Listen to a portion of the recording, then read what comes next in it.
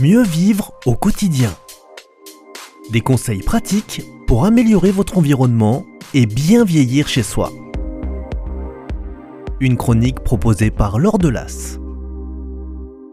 Nous évoquions la dernière fois ces petits oublis, ces trous de mémoire qui peuvent nous causer bien des soucis. Nous avons vu comment fonctionne notre mémoire et comment la stimuler au quotidien. Mais il arrive malheureusement que malgré tous nos efforts, quelques étourderies persistent.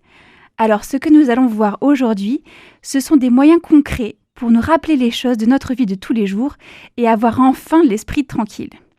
Le premier tracas, c'est bien souvent la prise de rendez-vous.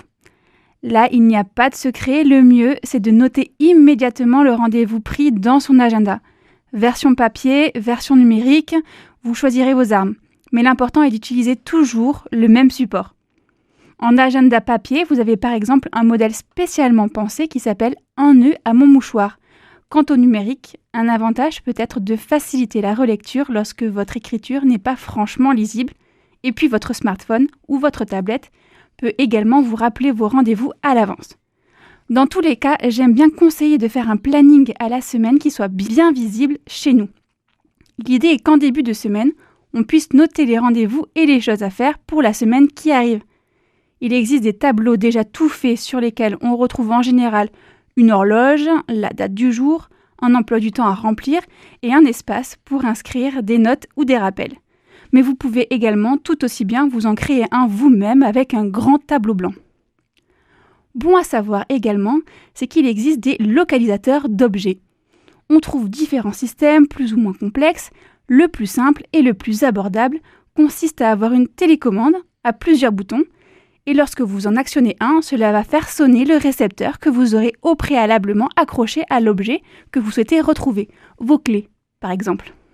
Bon, bien sûr, il ne faut pas égarer la télécommande, mais vous pouvez très facilement l'accrocher à un objet fixe si vous craignez vraiment de la perdre. Les répertoires sont eux aussi très pratiques. Bien évidemment, pour noter les noms et les coordonnées, mais également pour inscrire les identifiants et des mots de passe. Alors je sais ce que me diront certains, qu'il ne faut absolument pas noter ces informations. Mais bon, c'est vrai que parfois il y en a tellement qu'on peine à se rappeler de tout. Je conseillerais donc bien évidemment de placer ces mots de passe en lieu sûr, mais aussi, pourquoi pas, de ne pas inscrire le mot de passe en entier, mais seulement une partie que vous compléterez avec un élément connu de vous seul. Pour ne pas oublier de prendre vos médicaments, il existe par exemple des piluliers aussi alarmes. Vous pouvez alors programmer différentes alarmes qui vous rappelleront les traitements à prendre. Et pour se rappeler de choses, rien de mieux que des pense-bêtes. Alors bien sûr, il y a les fameux post-it, mais il existe aussi des pense-bêtes vocaux sur lesquels vous pouvez enregistrer une note vocale pour vous le rappeler plus tard. Autre chose que j'aime beaucoup, ce sont les minuteurs ou les timers. Ils sont bien pratiques pour ne rien oublier lorsque l'on fait plusieurs choses en parallèle, par exemple lorsqu'on a quelque chose sur le feu. Je vous parlais une fois précédente de l'application nommée Mementop. Elle vous permet, entre autres, d'avoir un agenda partagé avec vos proches. Mais c'est la fonction mémo que j'aime particulièrement et qui vous permettra de stocker des codes, comme des digicodes par exemple, des modes d'emploi ou bien même des ordonnances.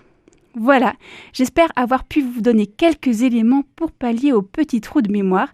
Je vous remercie pour votre écoute et je vous dis à bientôt.